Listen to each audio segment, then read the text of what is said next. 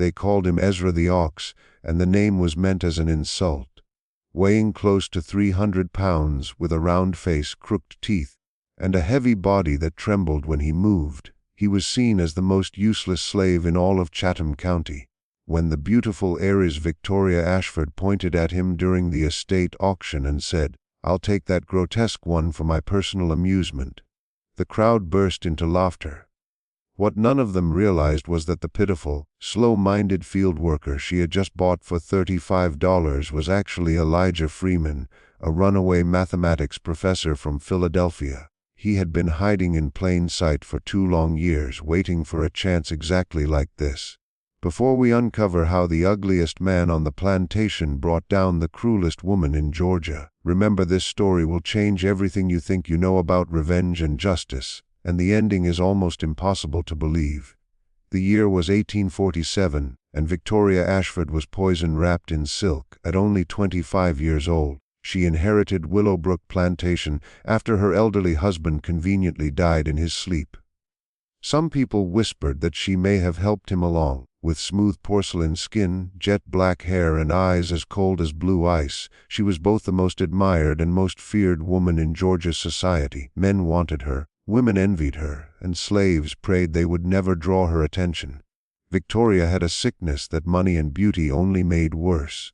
She took pleasure in causing pain, not the usual cruelty of plantation owners, not just economic violence or casual beatings or the daily stripping away of humanity. No, Victoria's cruelty was personal and creative, close and intentional. She collected human suffering the way other rich women collected jewels. Her former house pets, as she liked to call them, all met horrifying fates. One had taken his own life in the barn. Another ran into the swamp and was never seen again. A third lost her sanity completely and now lived in an asylum in Savannah, speaking to people who did not exist. The estate auction took place on a burning hot August morning. Victoria decided she needed new entertainment, as she casually told her friends while sipping tea. She arrived wearing a cream-colored dress worth more than most families earned in a year. She carried a lace parasol and looked every bit the perfect Southern belle. The auctioneer was a sweaty man named Tobias Crane, tasked with selling off the slaves from the bankrupt Morrison estate. He had been warned about Miss Ashford and her unusual tastes. She did not want the strong ones, the attractive ones, or the defiant ones. She wanted the broken, the pitiful, the ones no one else wanted. And this one here, Crane announced with barely hidden disgust, is Ezra, field hand. 40 years old. As you can see, he isn't much to look at. Ezra stood on the platform, his huge body bent forward as if he wanted to shrink. His clothes were worn thin and stretched tight across his stomach. His face was plain and round, one eye slightly bigger than the other, giving him a constant look of confusion. A bit of drool shone at the corner of his mouth. He stared down at the ground, swaying gently, as if standing took all the strength he had. People whispered and pointed. Some laughed openly. "Can he even work?" Someone shouted. "Barely," Crane replied. "Morrison kept him because he's strong when properly motivated with the whip. Good for heavy lifting, nothing more. Dumb as a fence post, can't read, can't count past 5, can barely speak proper English, eats like 3 men though, so he's costly to keep. Starting bid, $20. No one spoke. Why would anyone waste money on such useless property? Victoria stepped forward, her heels tapping against the wood. She walked slowly around Ezra, studying him like a scientist examining a strange animal. He did not look up or react, only stood there breathing heavily, his empty expression unchanged. "Does he understand commands?" Victoria asked. "Sometimes," Crane said. "You've got to speak slow, use simple words. Repeat yourself." It was a beautiful and terrifying smile. "Perfect, I'll take him. $35. The crowd murmured in surprise. Victoria Ashford, one of the richest women in Georgia, buying the most worthless slave at the auction. "Mom, are you sure?" Crane asked, confused. "I have much finer options. Strong young men, educated house servants." "I said I'll take him," Victoria cut in sharply. "Or do you question my judgment, Mr. Crane?" "No, Mom. Of course not." He struck the gavel quickly. "Sold to Miss Victoria Ashford for $35. As Ezra was led away, Victoria's friend Amanda whispered, "Victoria, "Darling, what could you possibly want with that disgusting creature?" Victoria's eyes sparkled with cruel excitement. "You know how bored I get with pretty things, Amanda. They break too easily and people expect you to treat them kindly. But something ugly, something worthless, I can do anything I want and no one will care. He is perfect." What Victoria did not know, what no one there knew, was that Ezra the Ox was one of the most carefully built disguises ever worn by a fugitive slave. His true name was Elijah Freeman. 2 years earlier he had been Professor Elijah Freeman, teaching advanced mathematics at a small college for free people of color in Philadelphia. Born free in New York to parents who had escaped slavery, Elijah had an extraordinary mind. At 15, he solved problems that confused university professors. At 25, his work appeared in academic journals. By 30, he was one of the most respected black scholars in the North. But intelligence could not protect him from the Fugitive Slave Act. A corrupt slave catcher named Silas Drummond discovered that Elijah's parents had escaped from a Georgia plantation decades earlier. Under the law, even children born free could be claimed as property. Drummond forged papers stating Elijah was a stolen slave. He needed no proof, only documents and a willing judge. Elijah had only 2 choices: run or be enslaved. He ran. Still, hiding was not enough. Drummond was determined and powerful. Within 6 months, Elijah knew he needed more than a hiding place. He needed to become invisible. Someone no one would ever question or value, someone beneath notice. So Elijah Freeman became Ezra the Ox. He studied the behavior of people society ignored, those labeled slow or broken. He practiced the dull stare, the dragging walk, the slurred words.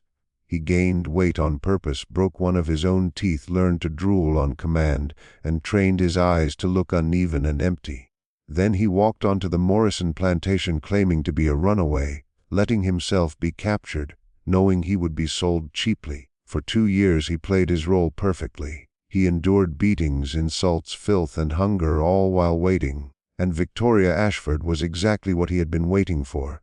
Elijah had not only studied mathematics, he secretly tracked the money behind slavery. He followed banks, businesses, and families who profited from human lives. The Ashford family stood at the center of one of the largest networks in the South. Victoria's late husband had managed investments that financed slave trading across several states. When he died, Victoria inherited not just land, but records, names, and proof. Elijah needed to expose everything. Entering Willowbrook as a trusted worker would have been impossible. But as her pet, her toy, her object of cruelty, he would be inside the house, near her private rooms, close to the documents.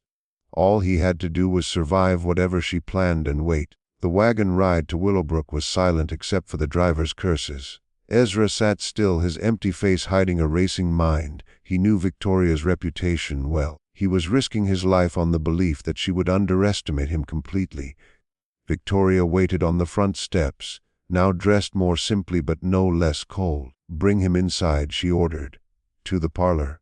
The parlor was elegant, filled with velvet chairs, paintings, and a piano. It was entirely wrong for a filthy field slave, which pleased Victoria greatly. "Ezra," she said slowly, "do you understand me?" He nodded too eagerly. "Good. You belong to me now. You live near the kitchen. You do what I say when I say it. If you please me, you eat. If you don't, you suffer. Do you understand?" Another exaggerated nod. She walked around him again, sneering. "You are disgusting. Truly repulsive. That is why you are perfect. Tomorrow your training begins." The next weeks would become a lesson in psychological cruelty, designed not just to hurt the body but to crush the human spirit completely. She forced Ezra to do humiliating things. He crawled across the floor while she stepped on his back. He ate leftovers from a dog bowl. He stood still for hours while she and her friends laughed at how he looked. She ordered him to dance, to sing silly children's songs, to act foolish just to amuse her. And Elijah endured all of it, never once breaking his role. While Victoria believed she was crushing his spirit, Elijah was quietly learning everything around him. He memorized the layout of the house, the position of her late husband's study, the routines of the house slaves, and the times when Victoria hosted guests versus when she stayed alone. He listened carefully to everything. Victoria often talked about business in front of Ezra as if he were a chair or a table. She believed his mind was too dull to understand or remember anything important. So when her lawyer came to discuss investments, when business partners arrived to review contracts, when she met with other plantation owners to arrange slave purchases, Ezra was usually in the room. He stood in a corner, staring blankly ahead. But Elijah Freeman's sharp mind captured every word. He learned that Victoria planned to grow her slave trading business. He learned she had partners in Boston and New York who funded her operations. He learned she was preparing to buy 50 enslaved people from a ship coming from Africa, even though the trade was officially illegal. He learned about fake papers, bribed officials, and a web of corruption reaching from Georgia all the way to Massachusetts. He also learned where she kept her late husband's account books, locked inside a safe hidden in her bedroom behind a painting from her wedding day. The turning point came on a rainy evening in October. Victoria hosted a dinner party and showed off her pet to her rich friends. She made Ezra perform his usual humiliating acts, and the guests laughed until they were gasping for air. After they left, drunk on wine and cruelty, Victoria went to bed and left Ezra to clean the mess. He was meant to return to his small room afterward. Instead, he waited. At 2 in the morning, when the house was completely asleep, Elijah Freeman dropped his act for the first time in 2 years. His movements became careful and exact. The slow shuffle vanished, replaced by quiet, confident steps. The empty stare became focused and alert. He moved through the house like a shadow. His mind, trained in math and logic, weighed every risk with each step. Victoria's bedroom door was locked, but Elijah had spent weeks studying the house. He knew the window near the balcony had a broken latch. After 10 minutes of patient work, he was inside. Victoria slept deeply, worn out from her night of cruelty, a faint smile still on her face. Elijah passed her bed and went straight to the painting. It was a large portrait of Victoria in her wedding dress, smiling at her much older husband.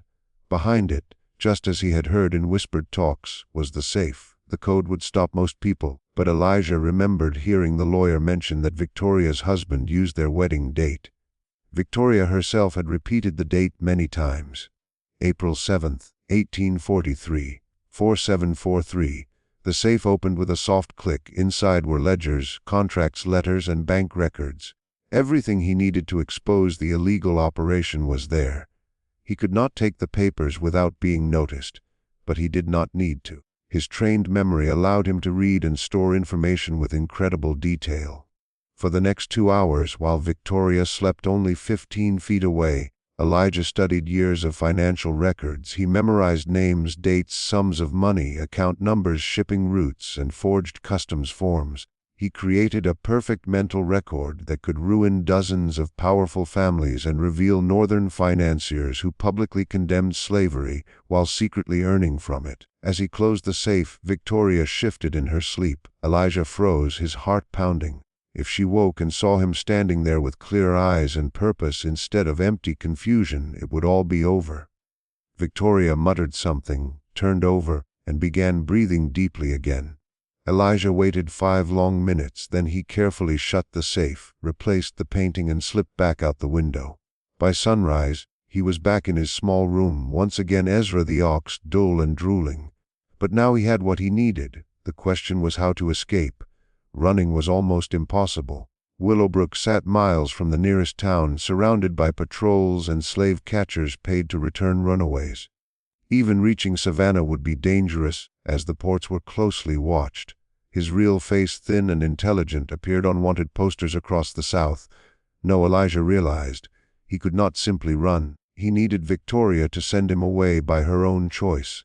The plan that formed over the next few days was dangerous, but it was the only way. He had to make Victoria believe he was dying, not from abuse would cause suspicion, but from natural weakness, from his own stupidity. Elijah began to skip meals, but slowly, as if his simple mind just forgot to eat. When food was set before him, he stared at it confused, as though he no longer knew what it was. He took a bite or two, then wandered off, distracted by something shiny. Within a week, he lost 15 pounds, his skin turned a sickly shade. He moved slower, as if every small action took great effort. Victoria noticed, not with worry but with annoyance. She complained to her housekeeper, an older enslaved woman named Ruth. "The stupid thing is wasting away. I paid good money for him, and now he's dying because of his own foolishness." Ruth, who sensed there was more to Ezra than appeared, played her part well. "He needs medicine, Miss Victoria. Doctor's medicine from town. If not, he'll be dead within a month." "I'm not spending money on a doctor for that thing," Victoria snapped. "There's a colored healer in Savannah," Ruth suggested carefully. "At the African church on West Broad Street. They treat sick slaves for free. You could send him there for a few days, see if they can help." Elijah stood in the corner, keeping his empty look, but hope surged inside him. Savannah was the one place where he might disappear into the free black community, where people from his former life might still help. Victoria thought it over. If Ezra died, she would lose both her money and her entertainment. If he recovered, she could continue her games, and sending him to the church would cost her nothing. "Fine," she said at last. "Send him tomorrow. But if he doesn't come back in 1 week, I'll have every slave here whipped until I learn who helped him escape." The threat was real. Victoria would punish innocent people without hesitation. Elijah would need perfect timing. The next morning, Ruth drove him toward Savannah in a small wagon. Once Willowbrook was out of sight, she looked at him closely. "I don't know who you really are," she said softly, "but I know you're no fool. I've seen you watching and listening. You're planning something." Elijah thought about keeping up the act, but Ruth deserved the truth. Slowly, he straightened his back, focused his eyes, and spoke in his true voice, clear and educated.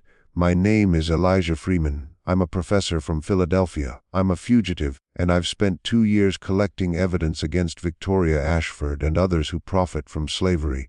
Ruth's eyes grew wide. "Sweet Jesus, I need to get this information to abolitionists in the North," Elijah continued. "It could help destroy the financial systems that keep this evil alive." He paused. "But if I escape now, Victoria will punish everyone at Willowbrook. I can't allow that." Ruth was silent for a long moment. Then she spoke. "The pastor at the African church, Reverend Moses Daniels. He's part of the Underground Railroad. He's helped runaways for 20 years. If anyone can help you do this safely, it's him." 3 hours later, Elijah sat in a small room behind the African Methodist Episcopal Church on West Broad Street. He spoke with Reverend Daniels and 2 members of the American Anti-Slavery Society who happened to be visiting Savannah. "You memorized financial records," one of them, a white Quaker named Thomas Garrett, asked in disbelief. In response, Elijah began reciting names, dates, and numbers, page after page of ledgers, contracts, and letters, all perfectly stored in his mind. He spoke for 2 straight hours while the abolitionists wrote furiously. When he finished, they stared at him in shock. "This is enough to prosecute dozens of people," Garrett said, "to expose northern banks and businesses and prove that slavery is not just a southern crime but a national one. But we need time to act, to get warrants, gather witnesses, and work with officials in many states. That could take weeks or months." "I know," Elijah said quietly, "and I must return. If I don't go back, Victoria will hurt innocent people."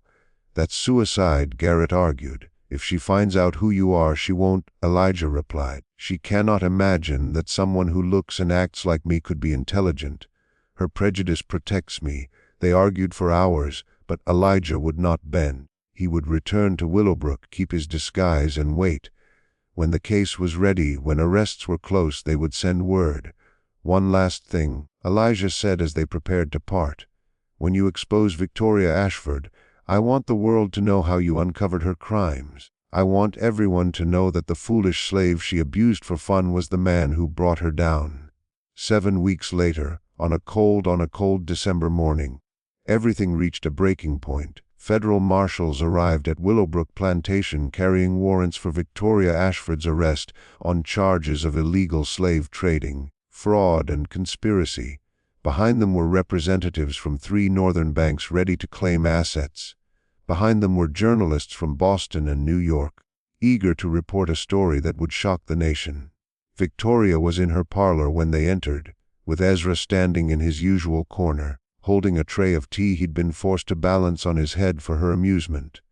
"Miss Victoria Ashford," the lead marshal said, "you are under arrest." Victoria's face went pale, then flushed red with anger. "On what charges?" This is preposterous. Violation of the act banning the importation of slaves, conspiracy to commit fraud, and about 15 other crimes. The marshal replied, holding up a stack of papers. We have full records of your operation, names, dates, financial accounts, everything. That's impossible, Victoria hissed. Those files are locked in my private safe. No one could ever get them. Actually, a new voice said from the doorway. Elijah Freeman stepped in, showing his true face for the first time in 2 years. The change was startling. The shuffling walk was gone, replaced by the confident stride of a learned man. The drooling, vacant look and hunched posture had disappeared. In their place stood a man of sharp intellect and dignity, his eyes alive with focus. You, Victoria breathed, recognition dawning. You're the fugitive from the posters, the black professor. But you look nothing like Ezra. Elijah smiled. That's because Ezra never existed. I made him up. The weight, the drooling, the stupidity, everything was designed to hide in the last place anyone would think to look. Right in plain sight in front of you. Victoria's face twisted with fury and shame. You were in my house for months, Elijah said calmly. I observed everything, every meeting, every illegal deal, every corrupt act. I memorized it all and gave it to the American Anti-Slavery Society, who spent the last 2 months building the case against you and your partners. You're just a slave, Victoria screamed. Your life, your testimony, it means nothing. I am not a slave, Miss Ashford. I was born free, and my testimony, combined with the evidence these marshals have from your safe, carries a great deal of weight. The marshals stepped forward with shackles and fastened them onto Victoria's wrists, the same wrists that had once wielded so much cruelty. Her face crumpled. Please, she whispered, beauty cracking to reveal the ugliness beneath. I'll give you money, anything you want, just don't do this to me. Elijah looked at her with a calm intensity, something like pity if she deserved it. For 3 months I ate from a dog bowl at your command. I endured your ridicule, your cruelty, your games. I watched you torture others for your entertainment.